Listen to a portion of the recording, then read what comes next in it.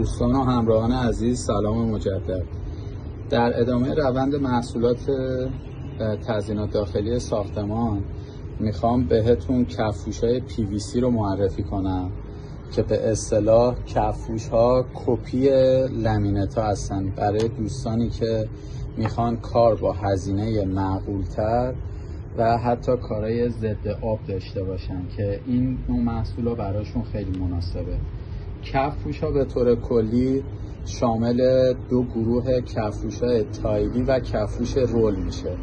کفوش تایلی دو تا ابعاد 15 در 90 سانت به این صورت و 20 در 120 سانت که به این صورت میشه و به اصطلاح کار به لامینت خیلی نزدیکتر و شبیه و مناسب دوستانیه که خیلی طرح‌های لامینت رو دوست دارن اما محدودیت دارن برای انجام لامینت.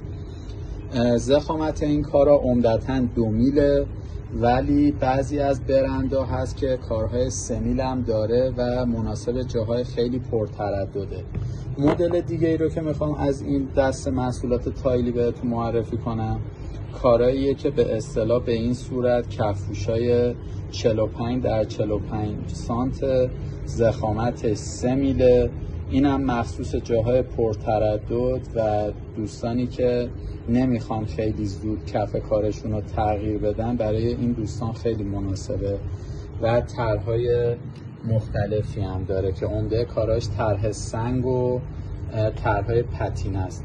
مورد بعدی که الان خیلی امسال مخصوصا ترند بازار شده کفوش‌های رولی توی بازار هست که ساده و تک رنگ با ضخامت 2.5 سانت و روکش فوق‌العاده قوی برای جاهای پرتردد و پرترافیک مثل باشگاه‌های ورزشی، مهد کودک و حتی فروشگاه‌های پرتردد هست. یه نمونه هم هست کفوش رول به صورت طرح پارکت که اونم آخر ویدیو عکساشو براتون اضافه میکنم. و نکته آخر کفوش حسنی که نسبت به لامینت داره به طور کلی قابل شستشو بودنش و تعویض راحتشه، یعنی قسمتی از کار اگه خراب بشه خصوصا در کفوش‌های تایلی راحت شما اون قسمت رو میتونین جمعش کنین، بردارین و یه چند تا تایل جدید جایگزین کنین. ممنون که ما رو فالو میکنین. تا نمونه های بعدی در خدمتتون.